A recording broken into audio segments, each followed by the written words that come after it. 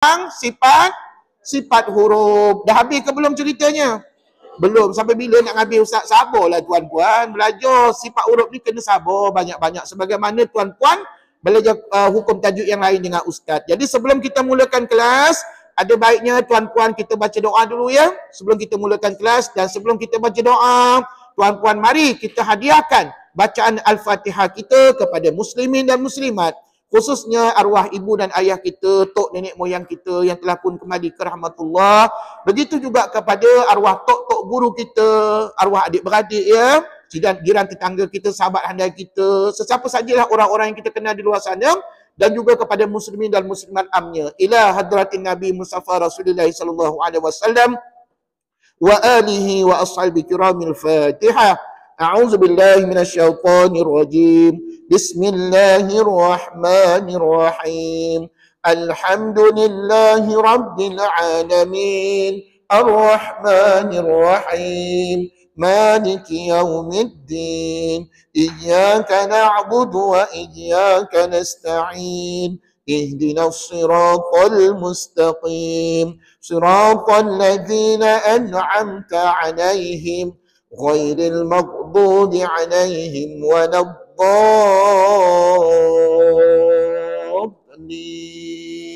Amin. Baik, sama-sama baca doa.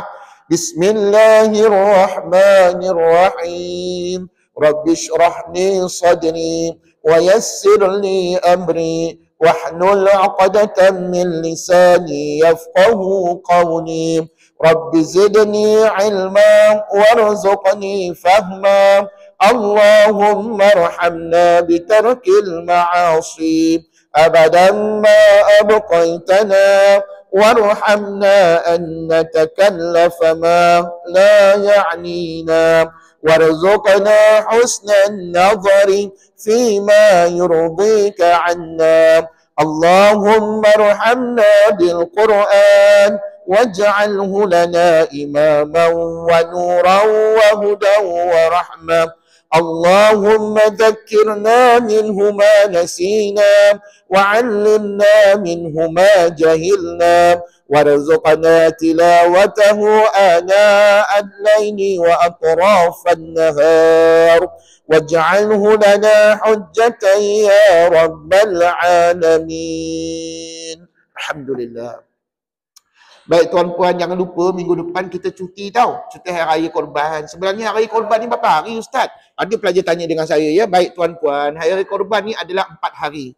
Iaitu bermula pada hari Sabtu tau. Hari Sabtu, Ahad, Isnin, Selasa. Dalam tempoh 4 hari ni kita diharamkan tak boleh berpuasa tuan-puan. Apa itu apa yang kami kena buat 4 hari ni Ustaz? Kita digalakkan berkorban. Tuan-puan boleh berkorban di mana saja kita berada tuan-puan sampailah hari yang keempat iaitu hari Selasa. Ya, tapi ingat hari yang keempat tu sampai waktu asar sahaja. Lepas asar bermakna tak ada korban lagi pada kita dah. Kalau korban juga lepas asar makna itu tak jadi korban, itu jadi sembelihan biasa sahaja. Jadi tuan-puan, sama-sama kita rebut peluang. Masih ada masa lagi ni. Sesiapa mungkin tuan-puan ada haiwan ternakan di kampung ke, yang ada saudara mara kita, tuan-puan boleh kontak mereka nak berkorban di kampung, silakan. Di mana saja kita digalakkan berkorban, dan tuan-puan tahu tak apakah kelebihan yang besar ibadah korban. Sesungguhnya ibadah korban ini nanti semasa kita di padang mahsyar dikumpulkan oleh Allah Subhanahu Wa Taala akan menjadi kenderaan, akan menjadi kemudahan kepada kita nak berjalan kaki di padang mahsyar. Siapa yang tak berkorban sepanjang hayat dia, maka susah payahlah nanti. Itu sebabnya ada digambarkan orang yang berada di padang mahsyar itu berenang dalam lautan penuh. Ada yang macam-macam keadaan rupa paras orang yang berada di padang mahsyar. Jadi kita naklah di padang mahsyar nanti mudah nak kita berjalan walaupun berjuta million, trilion manusia, tetapi tuan-puan dengan adanya amal ibadah soleh kita, amal soleh kita, korban, maka kata para ulama akan memudahkan nanti di padang mahsyar untuk kita nak berjalan ataupun berjumpa dengan Allah Subhanahu Wa Taala. Jadi tuan-puan tak mampu korban banyak, korbanlah sikit, setidak-tidaknya satu bahagian, ya, satu bahagian lembu ataupun kerbau ataupun haiwan-haiwan yang dibenarkan untuk kita korbankan, ya. Dan kepada siapa-siapa yang tak sempat korban ataupun tak mampu korban tahun ni, maka tuan-puan bolehlah melakukan amal-amal soleh yang lain seperti berpuasa sunat ataupun bersedekah ataupun baca Quran, banyakkan solat hajat, solat sunat dan sebagainya, insya-Allah. Itulah amal-amal soleh yang kita boleh laksanakan. Jadi minggu depan tak ada kelas, minggu satu lagi balik berkuliah tau. Dan tuan-puan cuti ustaz hanya satu minggu, bukan 1 bulan. Kadang-kadang anak murid salah dengar. Ustaz ingatkan cuti sebulan, bukan sebulan, seminggu aja. Anak murid saya ni kadang-kadang salah dengar. Jadi minta maaf banyak-banyak ya. Tuan-puan hanya seminggu depan aja tak ada kelas tau. Minggu satu lagi datang balik berkelajar dengan ustaz. Okey tuan-puan, satu lagi pengumuman. Semalam ustaz ada viralkan berkenaan dengan program yang saya rasa patut kita buat tuan-puan, iaitu pengikmarahan tanah perkuburan. Bila tuan-puan pergi tanah perkuburan, puan tengok ya, tanah perkuburan kita ni kebanyakannya tidak terurus ataupun tidak diuruskan dengan baik. Contohnya macam tanah perkuburan di tempat saya ya, walaupun ada 2 tanah perkuburan tu letak di bawah masjid, tapi itulah kadang-kadang pihak masjid tidak cakna kepada apa yang sepatutnya berlaku pada tanah perkuburan. Dan tuan-puan, saya ambil gambar tu, saya tunjuk pada tuan-puan.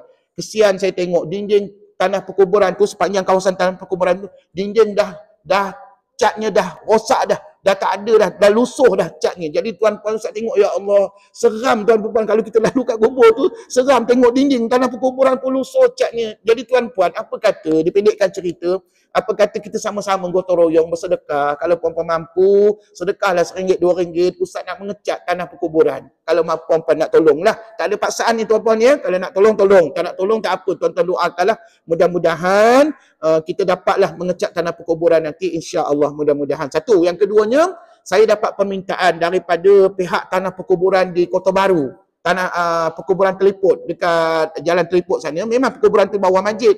Tapi baru-baru ni saya ziarah kubur mak ayah mertua saya di situ. Adik-beradik orang rumah saya pun di situ juga banyak meninggal ya. Tanam di situ. Jadi kebetulan saya jumpa dengan penggali kubur. Jadi dia minta tolong dengan saya. Ustaz, boleh tak cari sumbangan? Kami perlukan sangat nak pasang lampu solar. Lampu solar untuk tanah perkuburan sebab orang meninggal ni tak kira siang malam. Biasanya kalau ditanam pada waktu malam macam di Kelantan, kebanyakan tuan-puan mereka akan segerakan tanam jenazah tersebut tak kira siang malam pagi petang. Macam dekat KL ni selalu saya perhatikan siang saja. Malam biasanya pihak masjid tak benarkan ataupun tak ada pihak yang sanggup nak buat malam. Tapi dekat Kelantan malam pun boleh juga sana, tak ada masalah. Jadi gini tuan-puan, dipendekkan cerita, tuan-puan nak tak tolong untuk kita belikan lampu solar? Ada 10 unit diperlukan. Satu unit tu nilainya lebih kurang 300 lebih. Jadi kalau 10 lebih kurang 3,000 lebih. Jadi saya nak belilah lampu solar ni kalau ada dana, ada sumbangan daripada tuan-puan. Dan tuan-puan, siapa yang menyumbang untuk lampu solar ni, besarnya pahala. Sebab apa? Selagi benda tu ada dekat kubur, selagi itulah pahala mengalir pada kita. Walaupun kita dah tak ada dah tuan-puan. Jadi tuan-puan, boleh niatkan wakaf lah untuk lampu solar tanah perkuburan Teliput, Kota Baru, Kelantan. Tuan-puan kalau nak pergi Kelantan, pergilah tanah perkuburan Teliput. Dan saya dah kenal dengan pihak perkuburan di sana dan mereka hubungi saya, WhatsApp saya, Ustaz ada tak dana sumbangan? Saya kata, nanti saya carikanlah, saya cuba war-warkan kepada anak murid saya, mana tahu ada nak bantu, bantulah. Jadi benda-benda ni semua adalah fardu kifayah kepada kita. Kalau tuan-puan nak bantu, bantu. Tak nak bantu, tuan-puan doakan mudah-mudahan ada rezeki untuk kita nak belikan lampu solar. Sebenarnya tuan-puan, saya dah tak terlibat dengan tanah perkuburan lagi. Dulu memang saya handle pengurusan jenazah. Saya lah pemandu van jenazah, saya lah mandikan jenazah, saya lah bawa pergi hospital. Saya dulu antara petugas tanah perkuburan sebab saya yang mengasaskan khairat kematian di tempat saya. Tapi sekarang ni saya dah tak terlibat dengan tanah perkuburan. Tapi tuan-puan, kubur ni dekat betul dengan hati saya. Tak sampai hati, saya lalu naik motor, lalu tanah perkuburan, ya Allah, saya kata kenapa lah tak bercat, tak ada duit ke nak beli cat.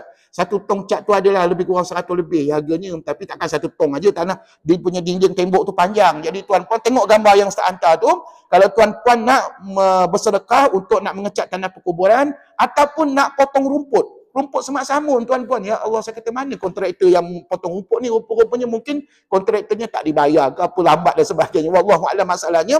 Jadi kita tak nak bincang yang tu, kita nak biar tanah perkuburan kita bersih, selesa dan mudah untuk orang nak mengunjungi tanah perkuburan. Tambah-tambah lagi nak dekat Hari Raya Korban ni kan, mesti ramai orang pergi tanah kubur, takkanlah semak samun tuan-puan, mestilah kita nak potong rumput dan sebagainya. Jadi kalau tuan-puan bermurah hati nak menyumbang, sila hubungi dengan ustaz bila-bila masa ataupun transfer sumbangan kepada akaun Batu Hasan, nanti saya bantu, saya gunakan duit itu bantu tanah perkuburan. Dan buktinya nanti saya ambil gambar, saya hantar pada tuan-tuan dan puan-puan ya.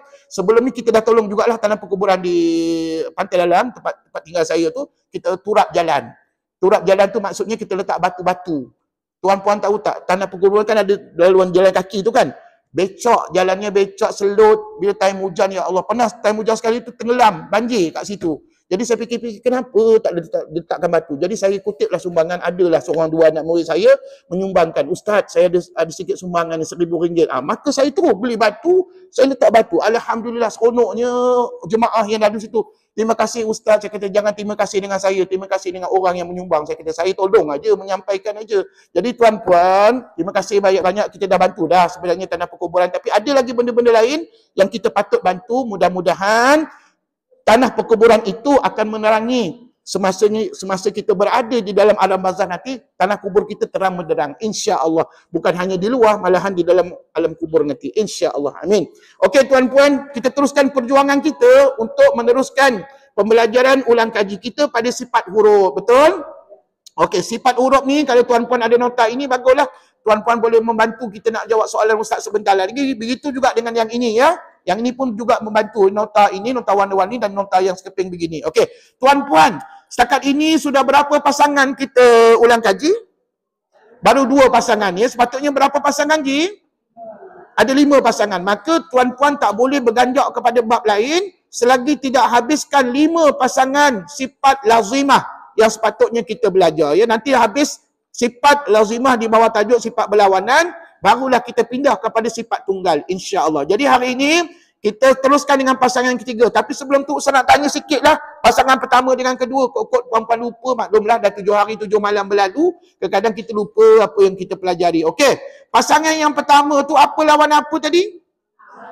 Hams lawannya jah. Kalau Ustaz sebut jah lawannya hams, boleh. Tapi kalau Ustaz tukar hams lawannya istiqlaq, yang tu tak boleh. Tuan-puan tak boleh tukar dengan sifat yang lain, melainkan antara sifat tersebut sahaja. Ya, contohnya hams lawan jah ataupun terbalikkan jah lawannya hams, yang tu boleh. Okey, tuan-puan tahu ke tidak? Setiap pasangan yang kita belajar, maka ulama suruh kita guna berapa huruf hijaiyah? Semua huruf hijaiyah kena guna je ya. 29 huruf tu kena guna. Guna sekali lah untuk setiap pasangan. Bermakna huruf-huruf itu nanti akan dipecahkan kepada bilangan yang begini. Untuk hams hurufnya berapa? 10. Untuk jah, jadi kalau kita campurkan 10 campur 19 berapa? Itulah jumlah huruf hijaiyah yang kita sepatutnya belajar semasa kita masih hidup ini. Alhamdulillah. Okey tuan-puan, persoalannya hams tu apa?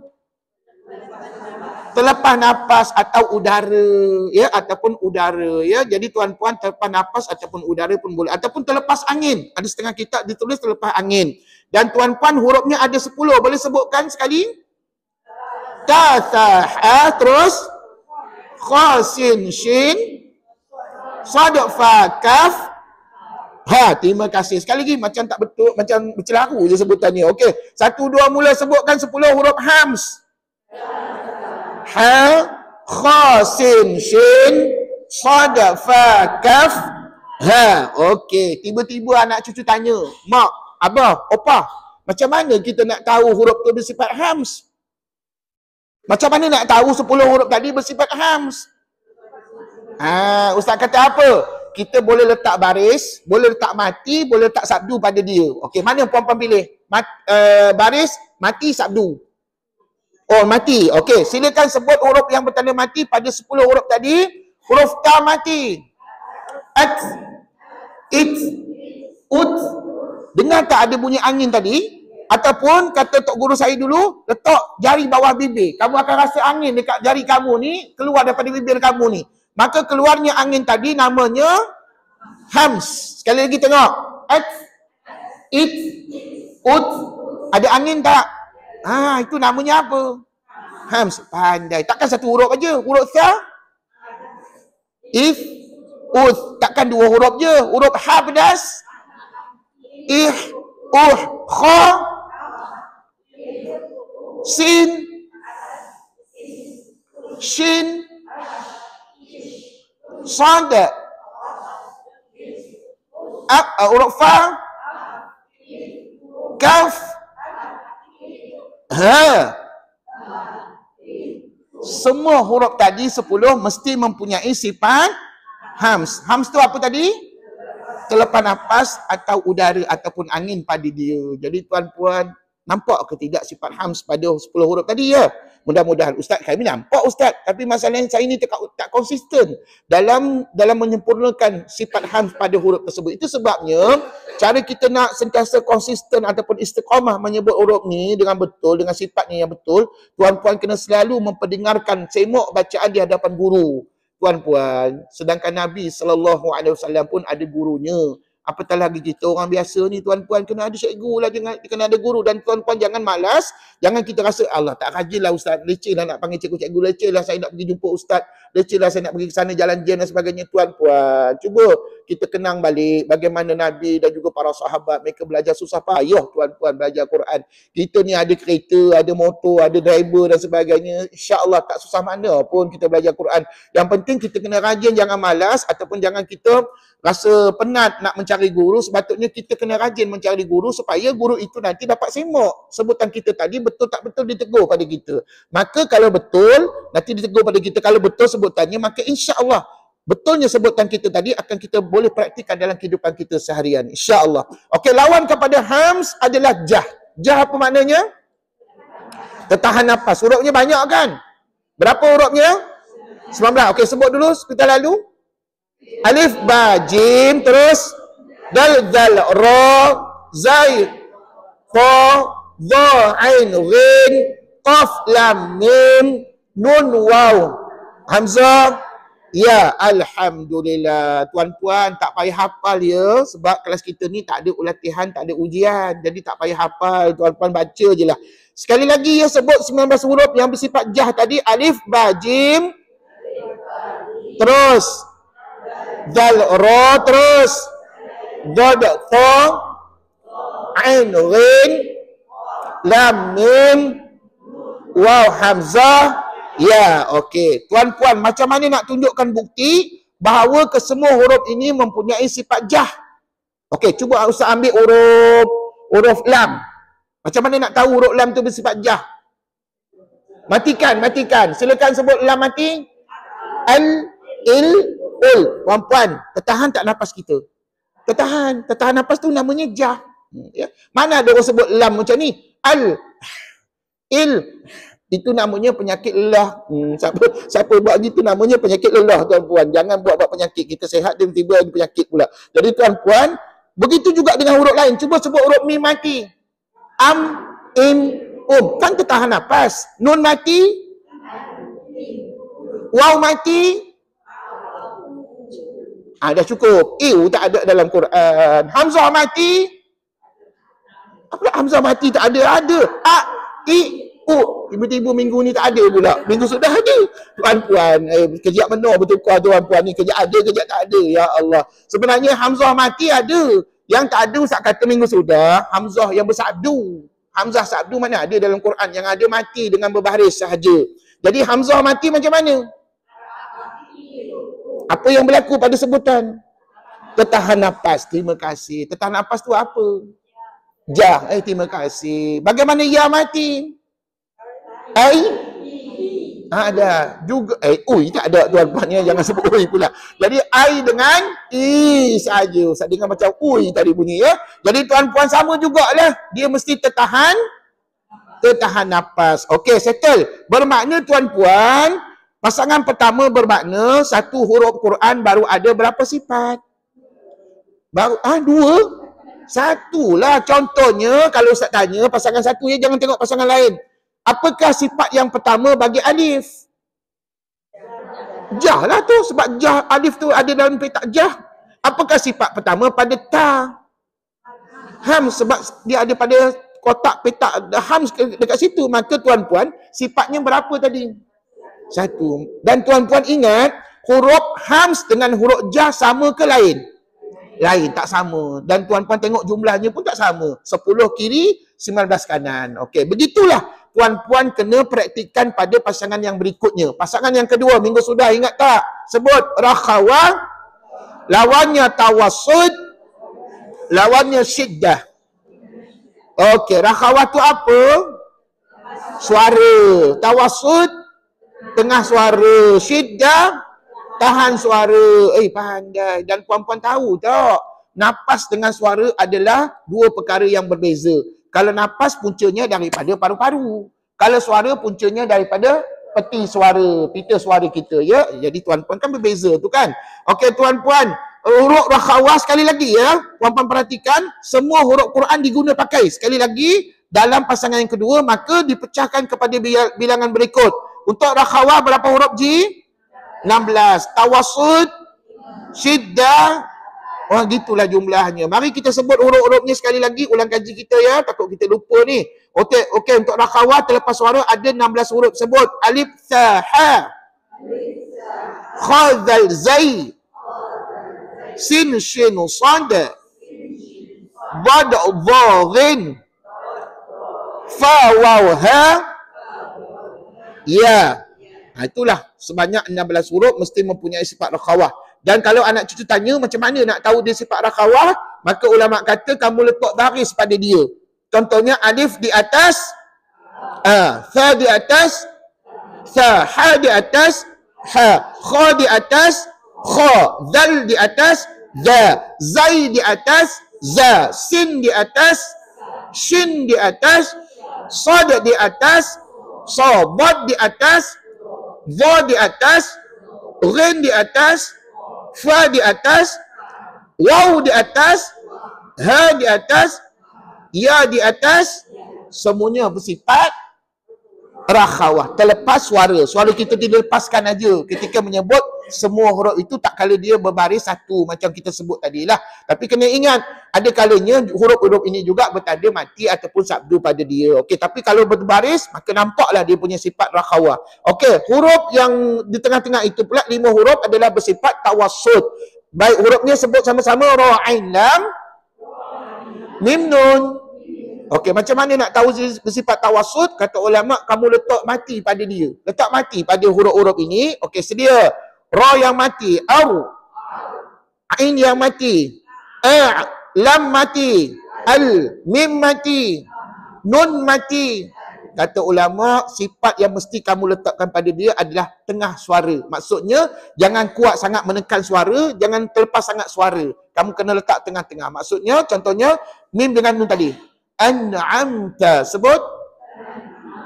Jangan an'am. Berat sangat bunyi tuan-puan ni. Jangan, ataupun ringan sangat. An'amta, macam nak je bunyinya. Itu pun silap. Dia kena tengah-tengah. Tengok dia. Kalau dalam surah Fatihah tu ada kalimah an'amta, sebut. Bunyi mim mati dengan nun mati tengah-tengah. Suara kita tu hanya di tengah-tengah sahaja. Okey, seterusnya last, syiddah. Apa makna? Tentahan suara berlaku pada 8 huruf. Sebut ba, ta, jim.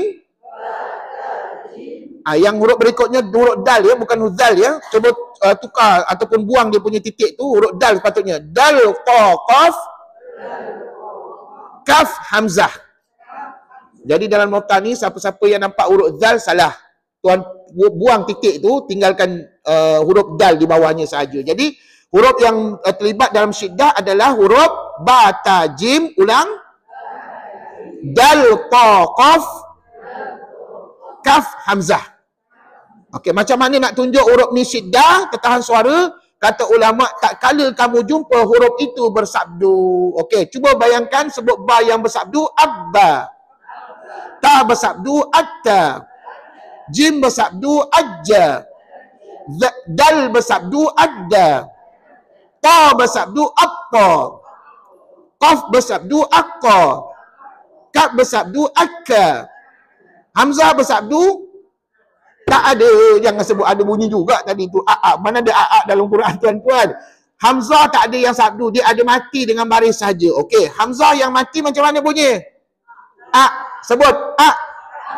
Tak kala tuan punya bunyi a tadi, kata ulama, dia mesti tertahan suara pada dia. Maka tuan-puan, itulah namanya syiddah. Okey, settle. Bermakna setakat minggu sudah, tuan-puan dah habis ulang kaji berapa pasangan? Ini juga bermakna satu huruf Quran sudah ada berapa sifat? 2. Sebab apa kita baru belajar 2 pasangan? Okey, cuba bagi tahu Ustaz, apakah 2 sifat yang ada pada alif? Jah dengan rakhawa. Apakah 2 sifat yang ada pada ba? Jah, syiddah. Apakah 2 sifat pada huruf ta? Hams, syiddah. Apakah dua sifat pada huruf ha pedas? Hams, rakhawah. Kesian tuan-puan, tengok atas, tengok bawah, tengok atas, tengok bawah. Pasal apa tuan-puan hanya merujuk kepada ini? Tapi sebenarnya kalau nak tahu dua sifat tadi, tuan-puan rujuk yang ini. Ini lagi senang. Okey, cuba rujuk yang ni. Ni, di bawah tajuk jadual sifat huruf ni. Ada tak semua ni, nota ni? Pastikan semua ada. Okey, cuba ulang siaran. Ustaz tanya, apakah dua sifat yang ada pada huruf ya? Ja, rakhawah. Tengok bawah tuan-puan, jangan tengok atas, tak ada lah jawapan, tengok tengah tak ada, tengok bawah sekali. Ya tu di bawah sekali. Dua sifat yang ada pada huruf ba. Dua sifat ada pada huruf waw. Waw, ja, rakhawah. Dua sifat yang ada pada ha dhamir. Hams, rakhawah. Dua sifat yang ada pada hamzah. Nampak? Tuan-puan, lebih mudah, lebih senang kita guna nota ini daripada nota yang tak color, tak berwarna-warni begini. Tuan-puan, pasal apa? Yang ni Ustaz dah susun siap-siap semua sifat huruf yang ada pada huruf Quran. Jadi sekarang ni tugas tuan-puan ulang kaji, kena selalu soal jawab, baru kita boleh ingat faham apa yang dimaksudkan dengan ja, hams, rakhawah, syiddah, tawassud. Ya, okey tuan-puan. Maknanya sepanjang kita ulang kaji ni, tuan-puan kena gunakan nota yang ini dengan nota ini sekali, ya, baru kita boleh dapat menjawab soalan Ustaz. Okey, hari ini kita nak sambunglah untuk pasangan yang ketiga. Namanya apa? Apa dia? Lawannya istifal. Okey, tuan-puan tahu tak apa tajuk besar kita ni? Tajuk besar kita ni adalah sifat lazimah. Tapi di bawah satu sifat lazimah ni ada satu lagi tajuk. Namanya sifat apa dia? Sifat ardiah. Sifat berlawanan atau berpasangan. Lah, inilah tajuknya. Tajuk utama sifat lazimah. Tapi sifat lazimah ni kan ada dipecahkan kepada dua. Sifat berlawanan dengan sifat tunggal. Sifat tunggal lambat lagi kita nak ulang kaji. Sekarang ni kita baru nak habiskan sifat berlawanan atau berpasangan. Dan kita sedang pergi kepada pasangan yang keberapa, Ji? Yang ketiga. Apa namanya? Isti'la. Lawannya istifal. Okey. Tuan-puan, sebut sekali lagi. Isti'la. Lawannya istifal. Itu dia. Apa makna isti'la? Boleh kata meninggi. Boleh kata tebal. Meninggi ataupun tebal. Boleh belaka. Tak ada masalah. Ya. Sekali lagi ulang. Apa makna isti'la? Meninggi ataupun tebal. Makna kemudian lawannya pula iaitu istifal. Sudah tentu merendah ataupun nipis. Gitulah ceritanya tuan-puan. Kalau tuan-puan nak sebut terbalik pun tak apa, tak ada masalah. Contohnya ustaz saya nak kata istifal lawannya isti'la. Boleh? Boleh. Tapi kalau tuan-puan nak sebut isti'la lawannya istifal pun boleh juga. Tak ada masalah. Maknanya kalau tukar sesama dia, no problem. Yang tak boleh, isti'la lawannya hams. Tiba-tiba hams pula lawan dia. Maka yang tu tak boleh tuan-puan, ya. Sampai bila-bila, sampai ke akhir hayat kita, sampai hari kiamat. Maka inilah lawan pasangan yang ketiga, iaitu isti'la lawannya istifal. Sebut? Dan kata ulama, sekali lagi 29 huruf Quran diguna pakai dalam perbincangan pasangan yang ketiga ini, ya. Ini pasangan yang ketiga. Okey tuan-puan, bagaimanakah pecahan huruf-huruf 29 huruf itu? Untuk isti'la dia mesti ada berapa huruf? Hanya 7 huruf sahaja. Bakinya 22 huruf adalah huruf yang bersifat istifal. Okey. Boleh kita sebutkan 7 huruf isti'la? Sila sebut. Tengok nota ustaz. Kha, sad, dad, ta, dha, ghin, qaf. Sekali lagi ulang. Kha, sad, dad, ta, dha, ghin, qaf. Berapa huruf? Kekal sampai bila-bila mesti mempunyai sifat isti'la. Persoalannya, bagaimana nak buat praktikal?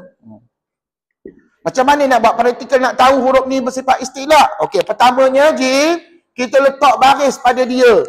Cuba bayangkan, semua huruf ini berbaris satu. Kha di atas, kha. Kha di bawah, khi. Kha di depan khu. Sambung. Kha, khi, khu. Okey, kalau sad sa, si, su. Kalau dad ta, va, rin. Bukan ra tau. Ra, ri, ru. Qaf. Pandai. Jadi kalau letak baris, maka huruf ini diletakkan beginilah, seolah-olah begini. Ini contohnya, ini contoh saja. Kha, khi, khu ataupun sa, si, su, va, di, bu, seterusnya sampailah qa, ki, ku. Ini contoh letakkan baris satu.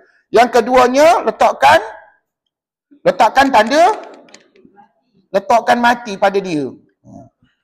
Contohnya kita ambil kha.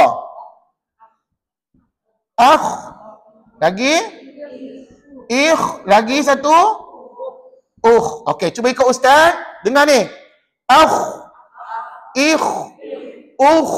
Ingat tuan-puan kena bunyinya di atas kelongkong dan tuan-puan tak boleh senyum, kena masam muka. Tengok ni. Okey, kalau huruf sad us.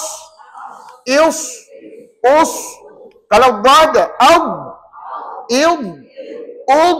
kalau ta ilta. Kalau dha kalau ghin kalau qaf iqa. Semuanya tebal belaka. Jadi tebal itu dalam bahasa tajwidnya apa?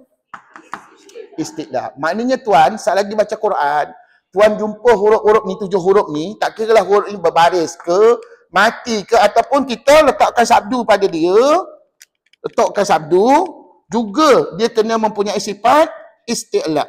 Letakkan sabdu pun juga dia mesti ada isti'la pada dia. Contohnya, huruf apa ni? Saya ambil huruf lain pula, huruf sad. Contohnya, ni.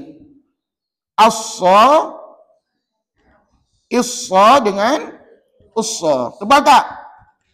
Tebal ke tidak? Tebal lah. Okey, cuba kita bubuh sabdu pada huruf-huruf ni, Ji. Okey, ikut ustaz ya. Kita mulakan dengan kha. Akha.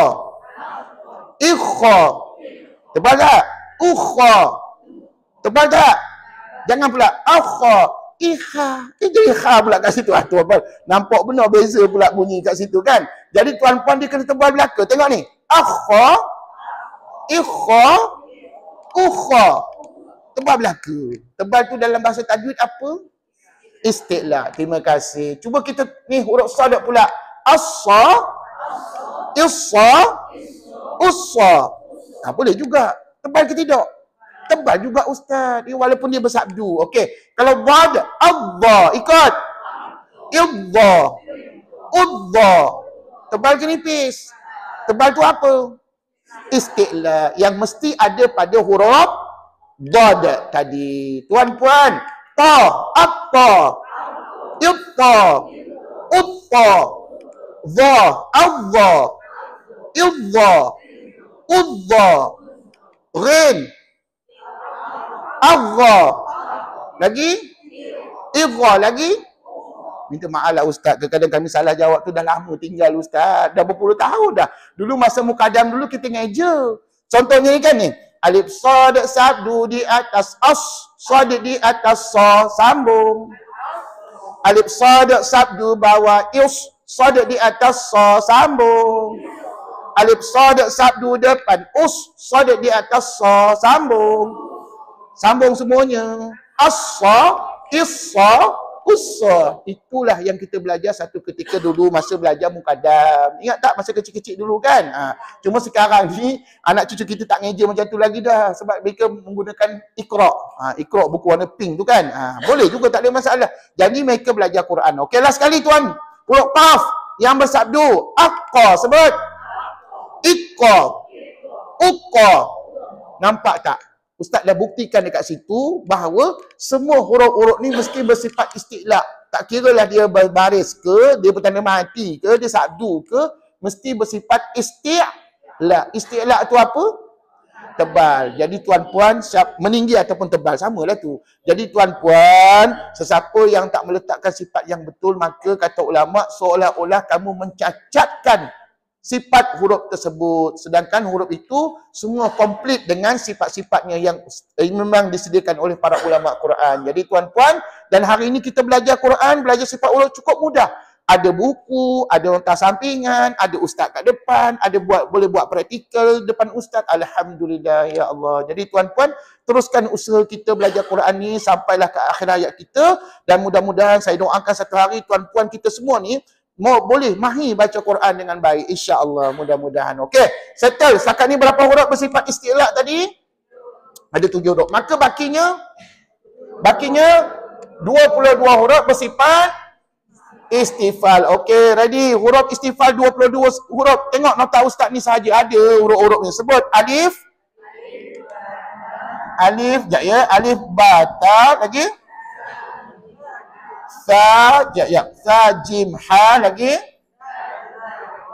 Dal, ra. Lagi?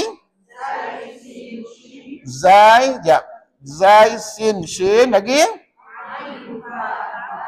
Ain, fa, kaf. Lagi? Lam, mim, nun. Lagi? Waw, ha, hamzah. Ya, okey tuan-puan. Terpulang pada tuan-puan nak sebut macam mana pun. Nak ikut urutan boleh, tak nak ikut urutan pun tak apa. Janji 22 huruf ini mesti mempunyai sifat istifal. Maka kata ulama, kamu kena bagi contoh ataupun praktikal padanya. Okey, mula-mula kita letak baris satu pada semua huruf ini. Okey. Kita nak mulakan dengan huruf apa? Sudah tentu kita mulakan dengan huruf alif pun boleh ataupun ba lah, senang huruf ba. Okey. Kalau ba senang saja. Macam ni lah, Ji. Ha, ni. Ba, bi, bu. Tebal ke nipis tu? Tapi jangan pula bo, bi, bu, tebal pula bunyinya tuan. Siap masa muka lagi tuan, salah ya. Dia kena senyum, tengok ni. Ba, bi, bu. Kalau ta? Kalau sa? Jim? Ha? Semuanya nipis belaka. Tuan-puan terailah sendiri di rumah. Dan kalau boleh bila kita berlatih tu biar ada orang lain menyemok bacaan ya. Okey tuan-puan, gini dah kita letakkan baris pada huruf itu, maka kita akan nampak huruf ini bersifat istifal. Okey, seterusnya yang kedua letakkan mati. Okey tuan-puan, huruf apa ya? Kita ambil huruf ba sekali lagi boleh, tak ada masalah. Tapi tuan-puan tak semestinya huruf ba tau. Tuan-puan boleh tukar dengan huruf lain juga. Ya. Nak membuktikan huruf itu bersifat istifal. Okey, cuba tengok ni. Ab. Ib. Ub. Nipis ke tebal tadi? Nipis. Apa pula tebalnya? Yang kita dengar be tadi bunyi apa? Itu sifat special yang ada pada huruf ba. Itu kemudian akan datang kita ulang kaji balik ya. Sekarang ni kita tak cerita sifat-sifat yang special ataupun sifat tunggal. Sekarang ni kita cerita sifat yang paling basic yang mesti ada pada huruf ba. Jawapannya dia ada sifat nipis ataupun merendah pada bacaan ni. Ulang. Ab. Ib. Ub. Okey, kalau ba yang bersabdu abba sebut ibba, ubba. Okey, tebalkan nipis je. Nipis belaka. Okey, tuan-puan. Tapi, dalam membincangkan huruf-huruf yang nipis ini, tuan-puan kena bulatkan dua huruf ini. Kena ingatkan dua huruf ini, ra dengan huruf lam. Kata ulama, perhatian. Huruf ra dan lam boleh dibaca tebal atau nipis pada hukum pada hukum apa? Okey, yang pertama ra.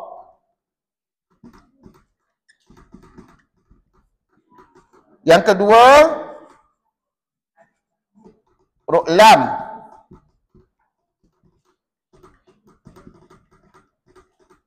Okey, tuan-puan, tolong ambil perhatian. Ini tak ada dalam nota ni. Cuba baca ikut ustaz, huruf ra dan lam Boleh dibaca tebal atau nipis. Pada hukum, okey, yang pertama, ra tebal atau nipis. Itu bahasa Melayu. Bahasa tajwidnya apa? Ra tafkhim atau tarkik. Yang kita dah belajar dulu, betul? Siapa tak ingat, ada harapan ulang kaji balik akan datang, ya, insya-Allah. Okey, tuan-puan ingat lagi tak dulu? Kita belajar ra tafkhim, ra tarkik. Maksudnya ra tebal ataupun ra nipis. Betul? Okey, itu spesialnya huruf ra. Satu lagi huruf lam. Lam pada kalimah Allah sahaja. Macam mana ejek Allah? Alif lam lam ha. Kan nama Allah ni ada tebal, ada nipis. Tuan-puan jangan pukul rata, Ustaz, huruf lam ni kan huruf nipis, saya baca nipis je nama Allah. Tak boleh. Ada kalanya baca tebal. Contoh ketika kita takbir, Allahu Akbar. Sebut. Yang tu kena baca tebal ke nipis? Yang tu kena tebal. Tapi kalau tuan-puan baca surah Fatihah, Bismillahi, tebal nipis. Yang tu kena nipis. Pandai anak murid saya. Alhamdulillah. Mudah-mudahan pandai tuan-puan tu sampailah ke akhir hayat. Kita ingatlah Ustaz dah ajar kami dulu. Alif lam jalalah tebal, alif lam jalalah nipis. Betul tak? Jadi tuan-puan, jadi kedua-dua huruf ni, dalam banyak-banyak huruf, 22 huruf ni keluarkan ataupun bulatkan huruf ra, bulatkan huruf lam. Dua huruf ni special. Dalam 22 huruf ni, dua huruf ni special sebab dia boleh baca tebal dengan nipis pada keadaan tertentu. Contohnya, ra tebal, ra nipis. Ataupun lam, kalimah Allah, alif lam jalalah tebal dengan alif lam al-jalalah nipis. Jadi tuan-puan, manakala huruf lain, selain pada dua huruf ni, ada berapa bakinya? 20 huruf, yang tu kena baca nipis saja. Tak boleh baca tebal. Buktinya, kita letak baris ataupun tanda mati atau sakdu pada dia. Okey tuan-puan, setakat ni okey tak? Mujurlah tuan-puan ni, majoriti dah belajar dengan ustaz tu, ra tebal, ra nipis. Dah belajar dengan ustaz alif lam jalalah tebal, alif lam jalalah nipis. Okey, ustaz tulis kat sini, takut kita lupa. Iaitu alif lam al jalalah tebal apa dalam bahasa tajwidnya? Tafkhim. Kalau nipis, alif lam al jalalah tarqiq. Ini semua tuan-puan dah belajar dengan ustaz satu ketika dulu. InsyaAllah ada masa akan datang kita ulang kaji balik, ya. Perbincangan tebal nipis pada lam dan juga ra, ya. InsyaAllah. Apapun, kesemua huruf-huruf kebanyakannya dekat sini adalah bersifat nipis sampai bila-bila. Tak boleh tukar jadi tebal.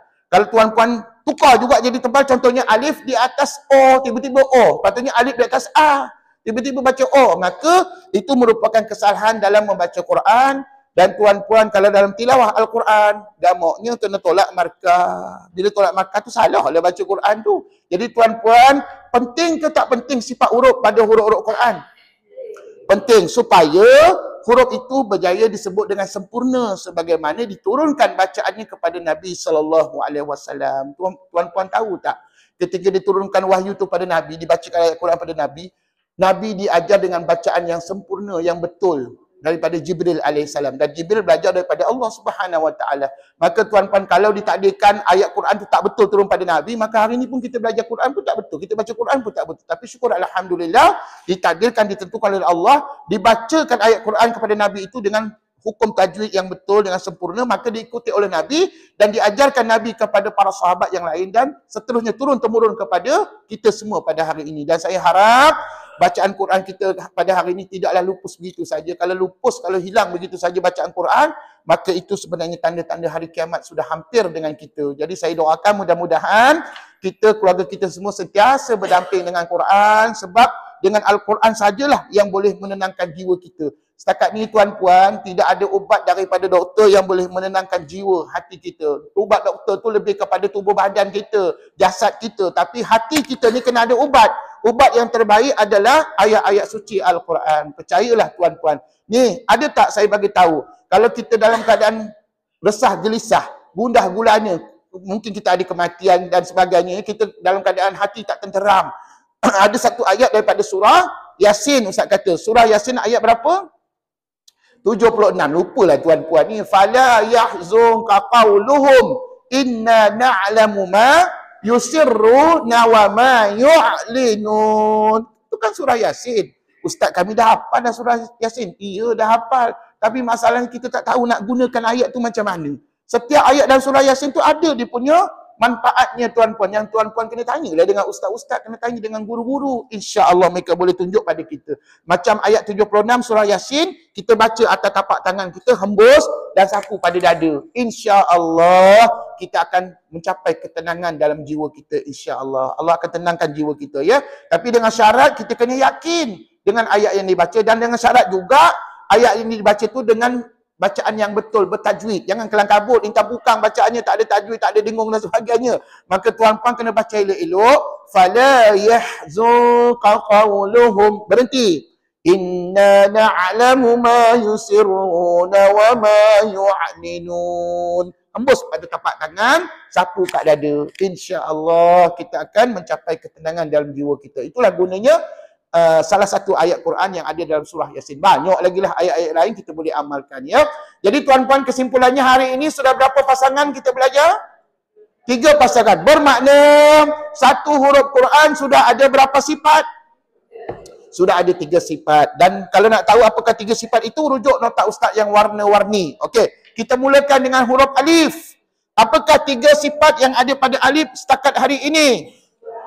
Ja, rakhawah, istifal. Nampak tak istifal tadi, ya? Seperti mana yang kita tunjuk di whiteboard. Okey, huruf ba. Ja, syiddah, istifal. Ta, hams, syiddah, istifal. Kha, hams, rakhawah, isti'la. Sad, hams, rakhawah, isti'la. Dad, fa. Minta maaf ustaz, ya, kami nak kena tengok betul-betul hurufnya ustaz. Sebab apa, tulisan ni kecil sikit ni, jadi kami kena tengok berhati-hati supaya tidak salah huruf, ya.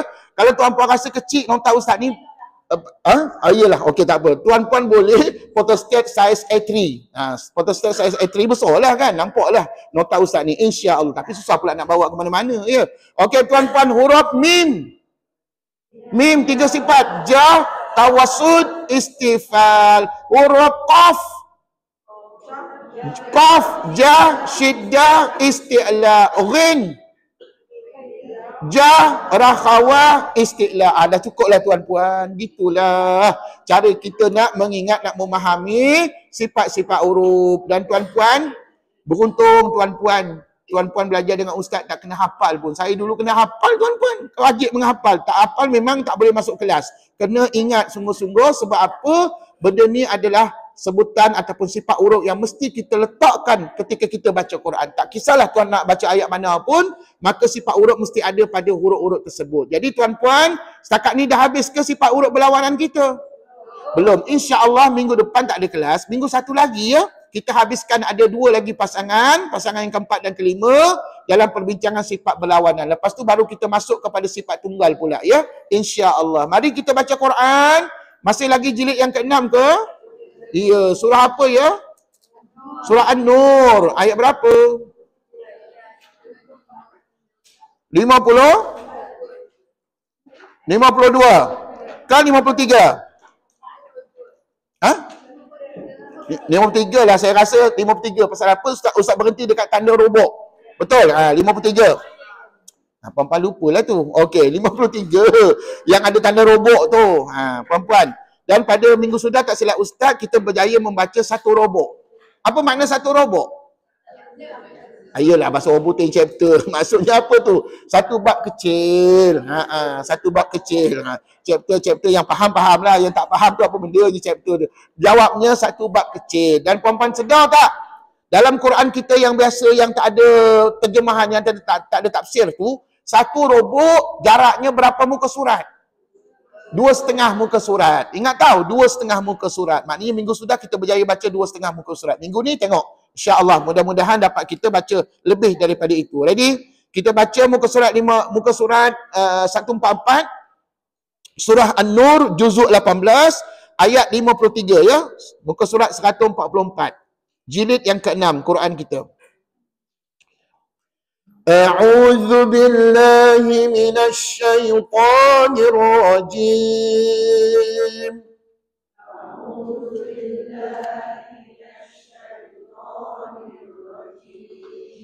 Bismillahirrahmanirrahim. Bismillahirrahmanirrahim.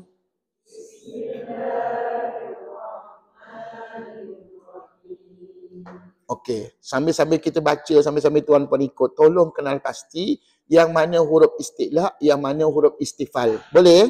Okey, ready? Wa aqsamu billahi jahda aymanihim la in amartahum la yakhrujun.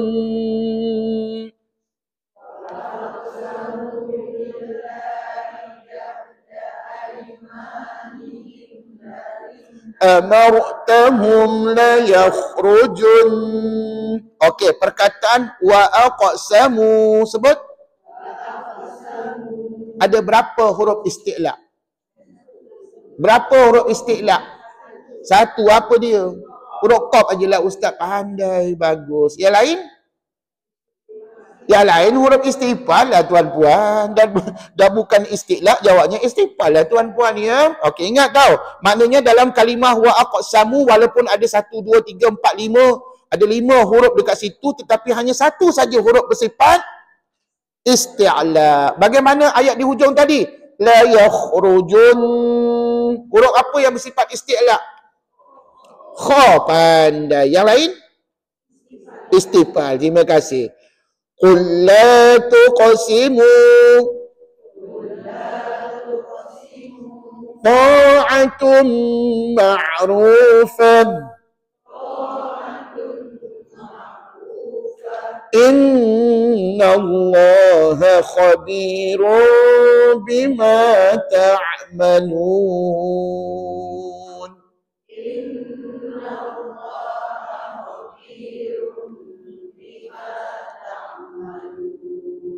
Qul ati'u Allah wa ati'u Rasul.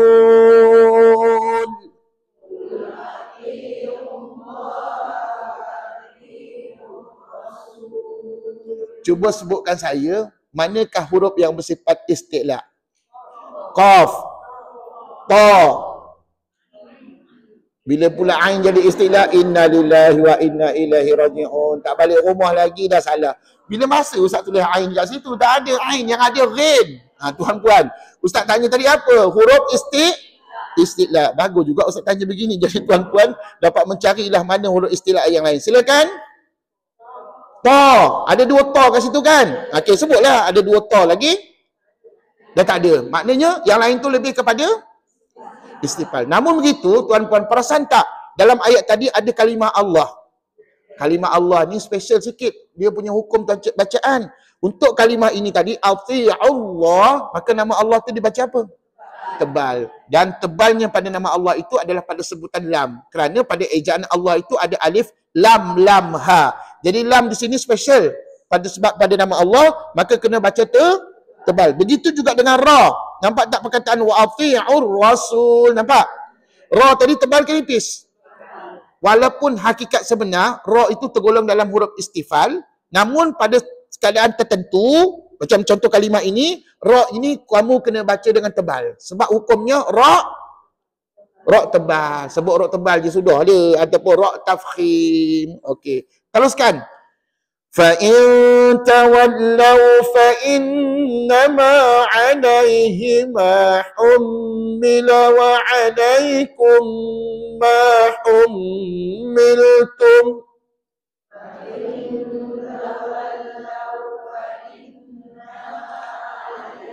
مَا حُمِّلَ وَعَلَيْكُمْ مَا حُمِّلْتُمْ. Okey, perkataan wa'alaikum ma humiltum. Baris yang kedua. Sebutkan huruf yang bersifat isti'la. Cepat dia jawab. Tengok betul-betul. Ada ke tak ada? Tak ada. Tetapkan iman. Tuan-puan jangan berubah-ubah. Kadang-kadang anak murid saya ni lain minggu lain jawapan. Tuan-puan jawapannya tak ada. Maknanya rupa-rupanya ketika kita baca Quran ni banyaknya huruf istifal ke isti'la. Istifal. Buktinya pada ayat tadi yang tuan-puan duk baca ikut ustaz tadi kan, wa'alaikum ma humiltum. Semuanya huruf istifal. Jadi tuan-puan, itulah hakikat pembelajaran sifat huruf yang tuan-puan kena faham pada pasangan yang ketiga. Wa in tuti'uhu tahtadu.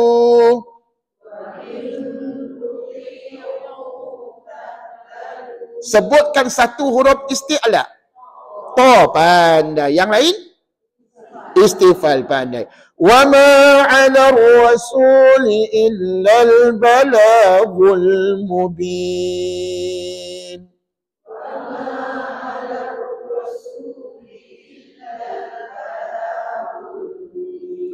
Sebutkan huruf isti'la. Apalah ra pula.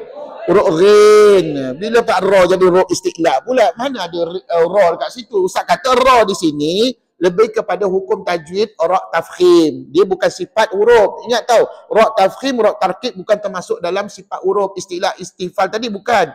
Dia satu hukum yang special pada huruf itu sahaja, ya. Jadi tuan-puan, kalau Ustaz tanya pada ayat tadi, hanya ada satu je huruf istilah, iaitu huruf ghin. Kat mana?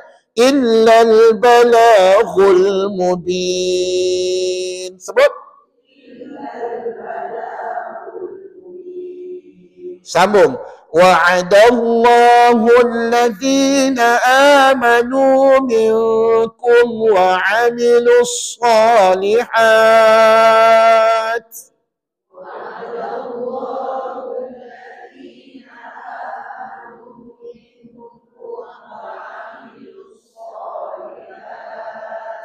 Sebutkan satu huruf isti'la di situ.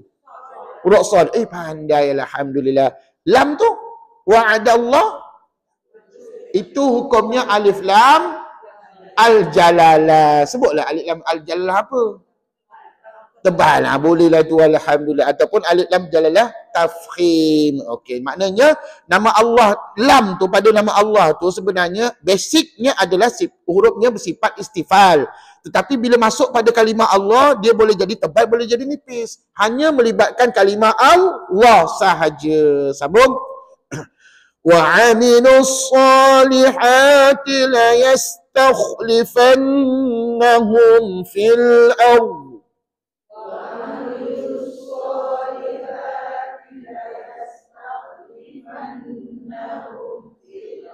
Ulang perkataan ni. لَيَسْتَخْلِفَنَّهُمْ فِي الْأَرْضِ.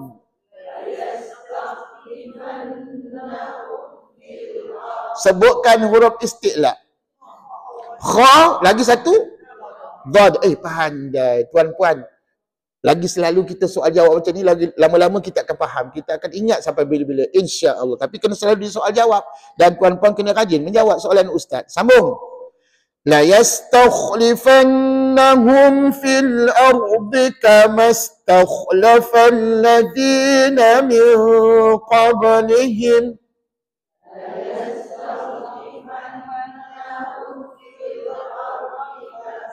استخلف الذين من قبلهم. Okey, sambung sebelah. ولا يمكنن لهم دينهم الذي ارتضى لهم.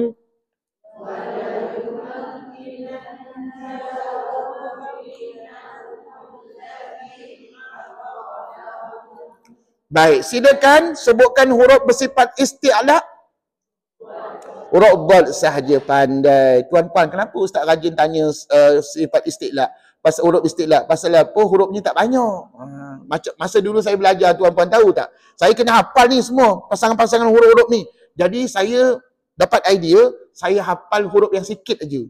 Huruf yang banyak tu saya tak hafal, tuan-puan. Jadi itu caranya kita belajar. Belajar Quran ni, kita kena ada teknik yang betul, ya. Sebab apa, kita ni bukanlah lahir sebagai seorang hafiz dan hafizah. Otak kita ni tak sama macam otak orang lain, tuan-puan. Berbeza-beza kita, pemikiran kita. Maka ustaz berfikir-fikir punya fikir, rupa-rupanya kata kawan saya ataupun kata ustaz saya, kita hafalkanlah huruf yang sikit saja. Maka huruf yang kamu tak hafal adalah huruf istifal lah, ataupun huruf sebaliknya lah. Allahu Akbar. Sambung lagi, ya. Tengok huruf-huruf yang istilah sahaja. وَلَا يُبَدِّلَنَّهُمْ مِنْ بَعْدِ خَوْفِهِمْ أَمْنًا.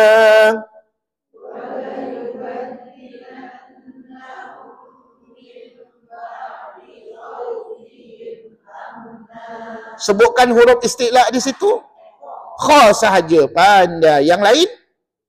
Istifal lah. Ya'budunani la yushrikuna bi syai'an.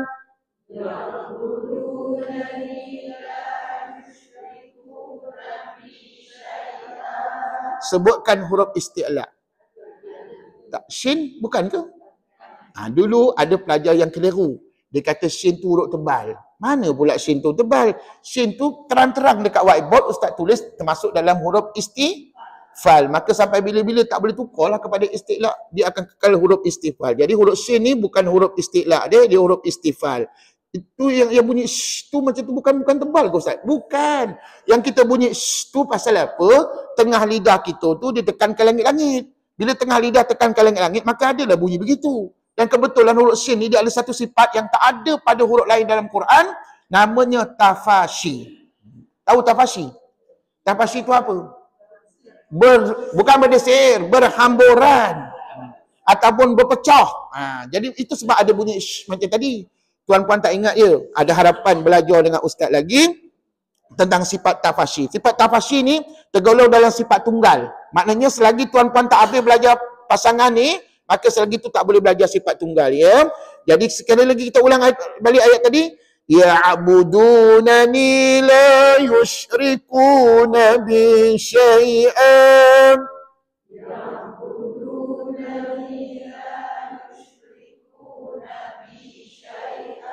وَمَنْ كَفَرَ بَعْدَ ذَلِكَ فَأُولَئِكَ هُمُ الْفَاسِقُونَ.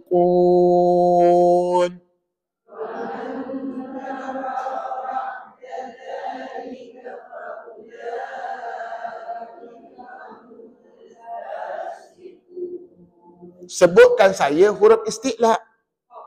Qaf sahaja. Oi, pandai. Huruf lain? Huruf istighfar lah. Alhamdulillah.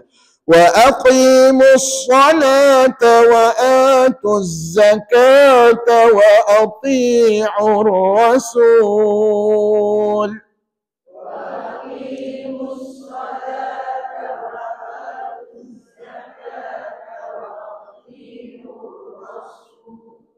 Sebutkan saya huruf isti'la. Qaf, sad, ta. Dah cukuplah tu, senyap tu tak ada lah tu, ataupun tengah mencari, tak ada, memang tak ada lagi dah. Maknanya huruf isti'la ni banyak ke sikit? Sikit aja kalau nak dibandingkan dengan huruf istifal. Wa ati'ur rasul la'allakum turhamun.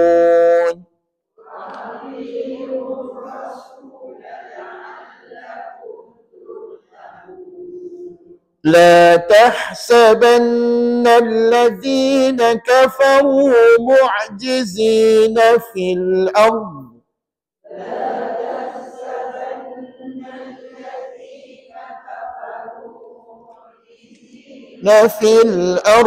sebutkan satu huruf isti'la. Ra'dad pandai. Wa ma'wahumun nar. Wala bi'sal masir. Ada satu huruf isti'la. Sad pandai. Ya ayyuhalladzina amanu liyasta'dinkumul ladzina malakat aymanukum.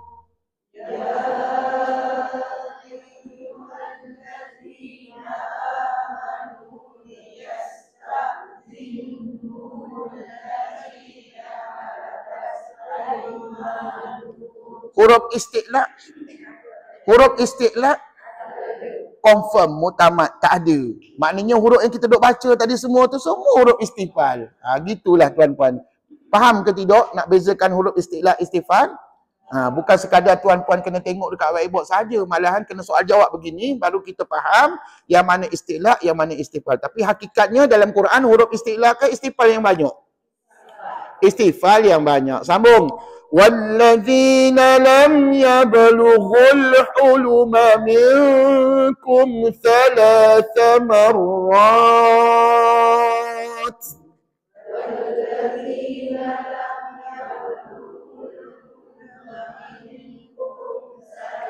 Thamarat.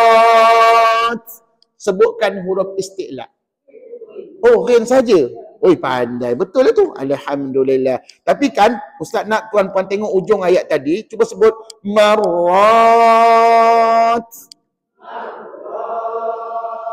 Huruf yang terakhir huruf apa?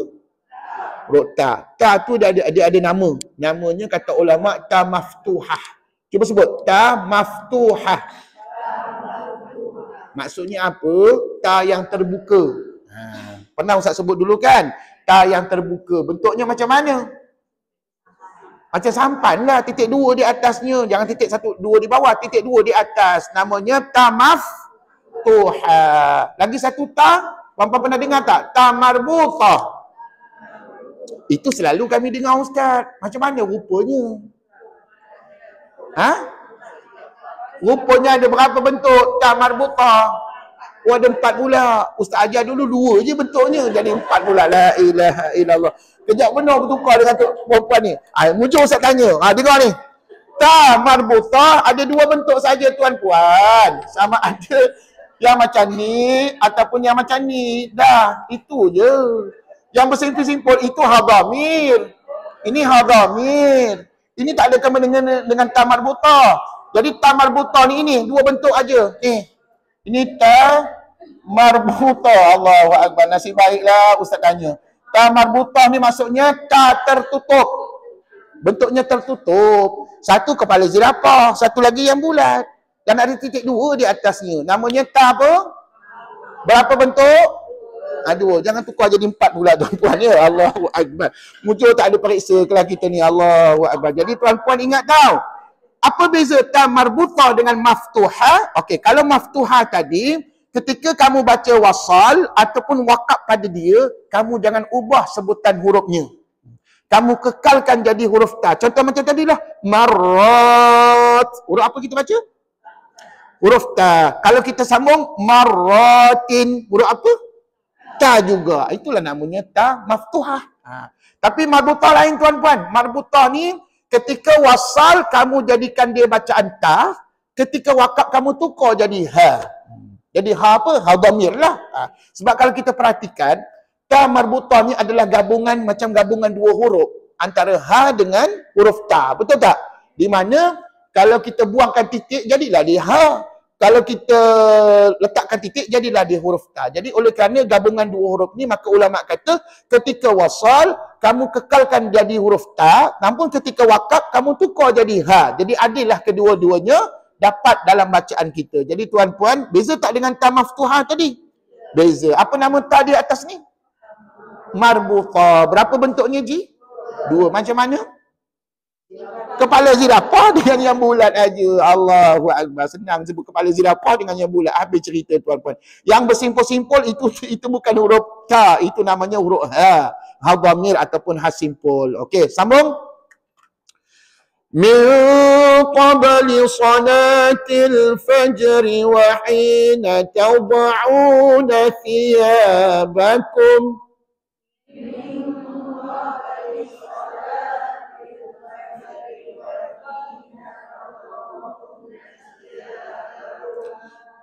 وحين تضعون ثيابكم من الظهيرة ومن بعد صلاة العشاء.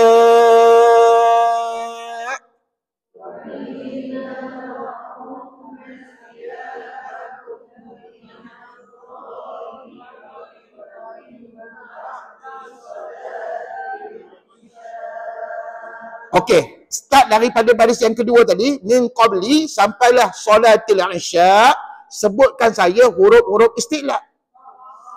Yang pertama huruf qaf, yang kedua sad, lagi dad, dha, lagi sad, lagi dah habis. Berapa huruf isti'la? 4 pula. Bukan 5 ke tadi? Sekali lagi ulang. Yang pertama qaf, yang kedua sad, yang ketiga dad, yang keempat dha, yang kelima sad. Jawapannya 5. Kenapa jadi 4? Dah betul dah sebut tadi tapi salah kira pula. Ya, jawapannya 5 huruf yang bersifat isti'la. Dan tuan-puan, huruf istilak ni dia akan bercampur aduk dengan huruf-huruf istifal. Dan tuan-puan sedarlah bahawa kebanyakan huruf yang kita baca tadi bersifat istifal. Hanya sekali-sekala diselang-selikan dengan huruf isti'la. Okey, sambung. Thalathu awratin lakum. ليس عليكم ولا عليهم جناح بعدهن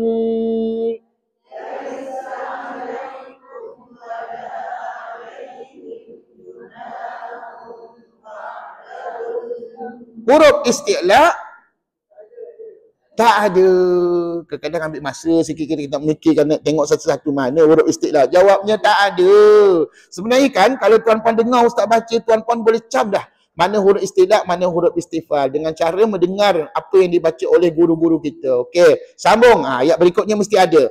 Tawafuna alaikum ba'dukum ala ba'd.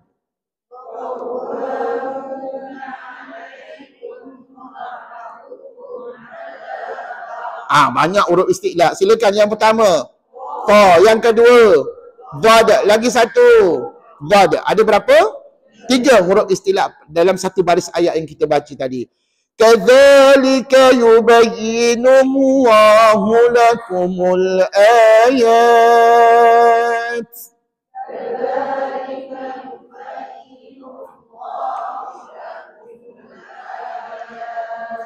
Wallahu alimun hakim.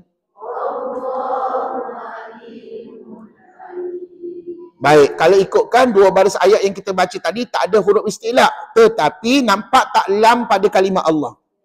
Okey, oleh kerana lam itu sebelum kalimah Allah itu sebelumnya baris depan dan satu lagi baris atas, maka layaklah dibaca dengan tebal pada kalimah Allah. Ingat, lam pada kalimah Allah saja yang diberi keistimewaan boleh baca tebal atau nipis, bergantung kepada huruf sebelumnya. Ya. Jadi kebetulan ayat ni kita baca tebal ke nipis nama Allahnya?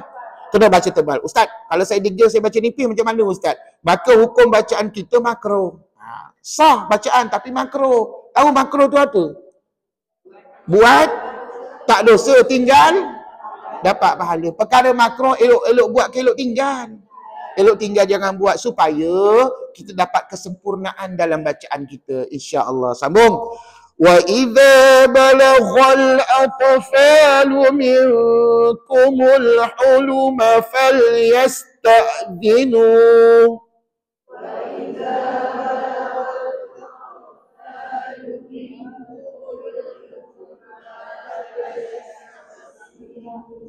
Ada kalanya ayat yang jarang-jarang kita baca tergeliak lidah nak bacakan, maka arwah tok guru saya pesan, kalau kamu tergeliak lidah, first round kamu dah tergeliak lidah, kamu ulang 2-3 kali, dia kata. Ulang 2-3 kali. Dengar. Wa idza balaghal atfalu minkumul huluma falyasta'dinu.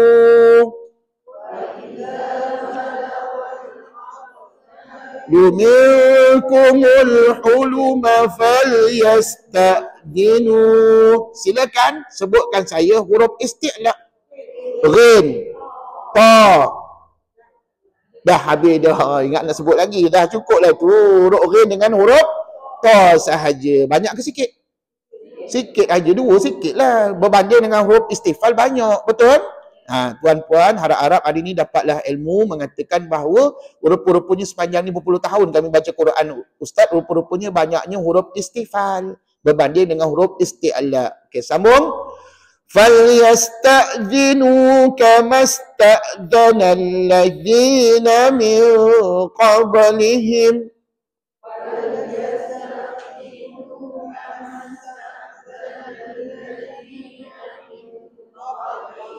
Ada satu huruf isti'la. Qaf, pandai. Kadzalika yubayyinullahu lakum ayatihi.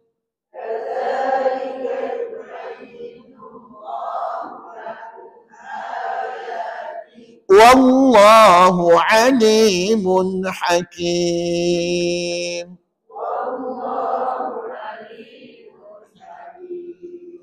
والقواعد من النساء اللاتي لا يرجون نكاحا.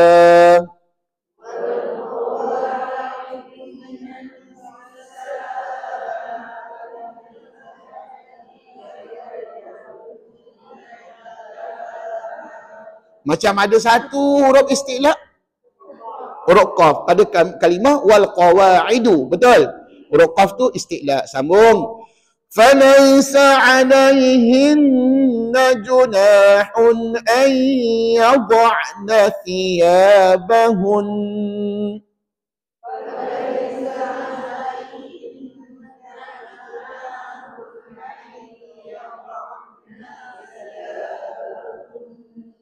Macam terlihat di lidah kita baca, ya. Okey, ulang balik bacaan tadi, dengar. Falaysa 'alayhinna junahun an yad'na thiyabahun.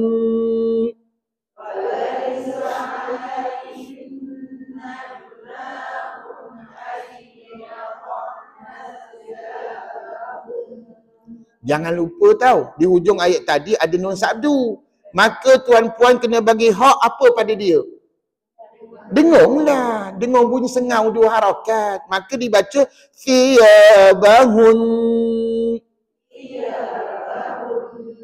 Itu ketika wakaf. Ketika wasal, oh tak ada pula. Mananya tuan-puan? Ewa senang je tuan. Ketika wasal juga dengungnya kena ada.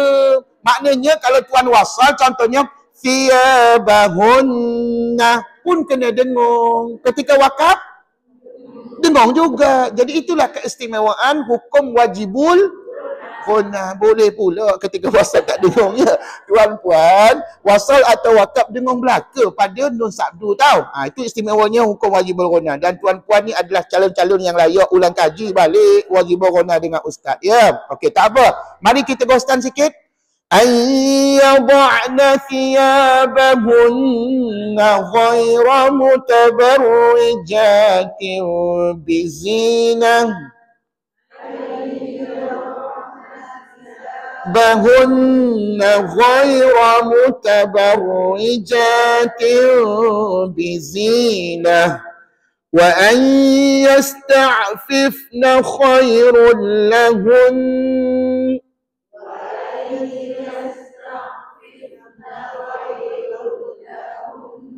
Macam ada satu huruf istilah, kha, pandai. Wallahu sami'un alim.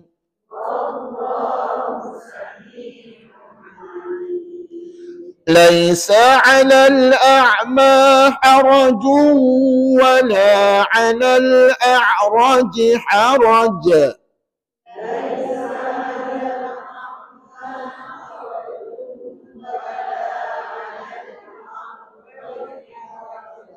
ولا على الأعرج حرج.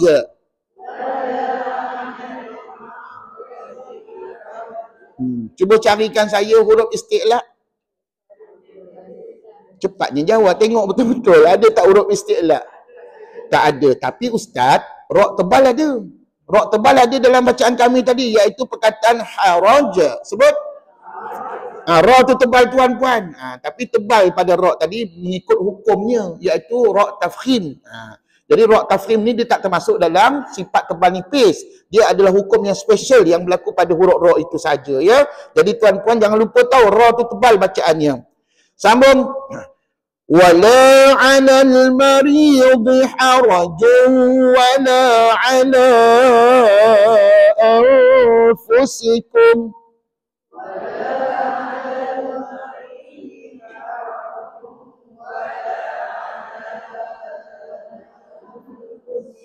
Sebutkan saya satu huruf isti'la.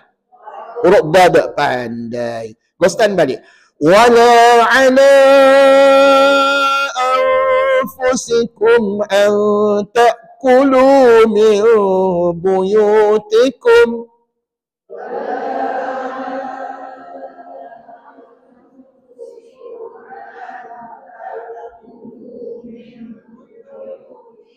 Stop. أن تأكلوا من بيوتكم أو بيوت آبائكم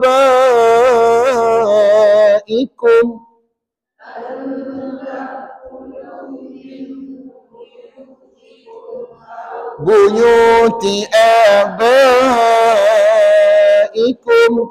أو بيوت أمهاتكم أو بيوت إخوانكم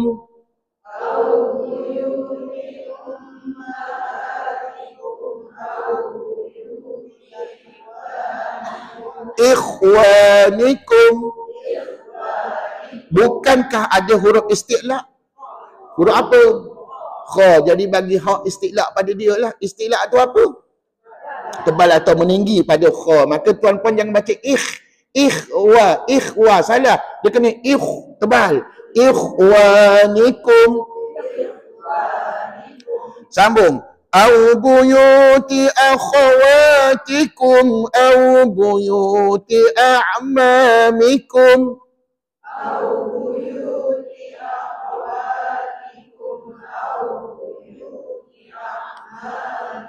Sambung sebelah. Au buyuti ammatikum au buyuti akhwalikum.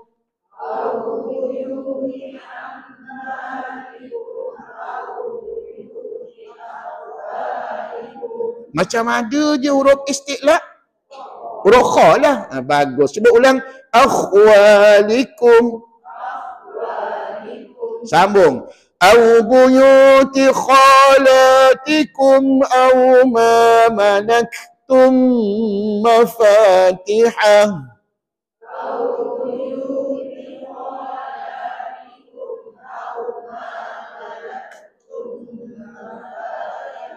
Berhenti. Au ma malaktum mafatihahu au sadiqikum.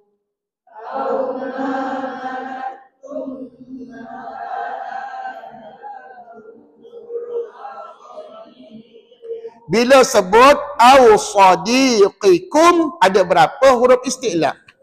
2. Silakan. Sad dengan qaf. Pandai. Maka bagilah hak tebal pada dia. Laisa alaikum junahun an ta'kulu jami'an au ashtatan.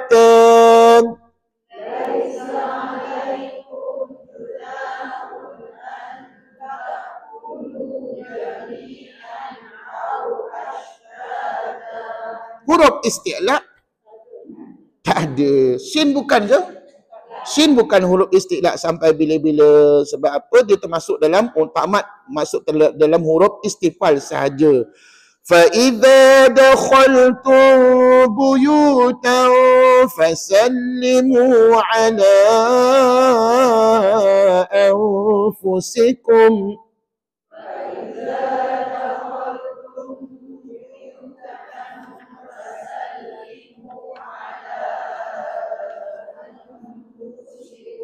فسلموا على أنفسكم تحية من عند الله.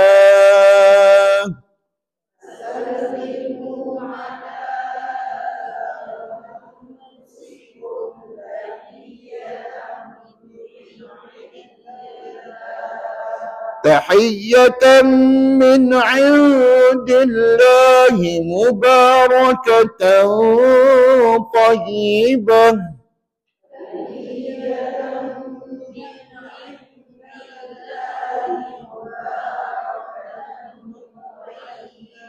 Macam ada huruf isti'la? Huruf ta. Pandai. كذلك يبين الله لكم الآيات لعلكم تعقلون.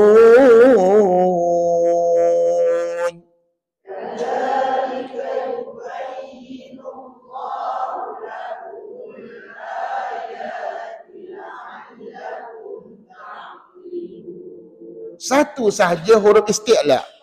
Qaf. Sadaqallahul azim.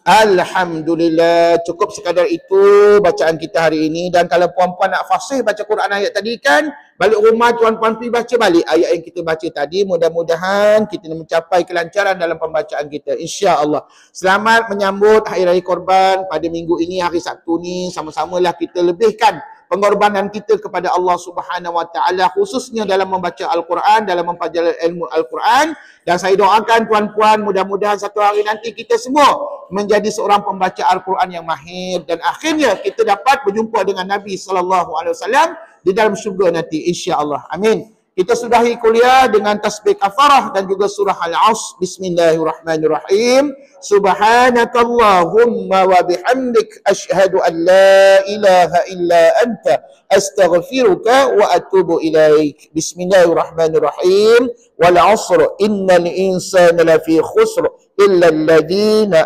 amanu wa 'amilus salihat wa tawasaw bil haqqi wa tawasaw bis sabr. Assalamualaikum warahmatullahi wabarakatuh.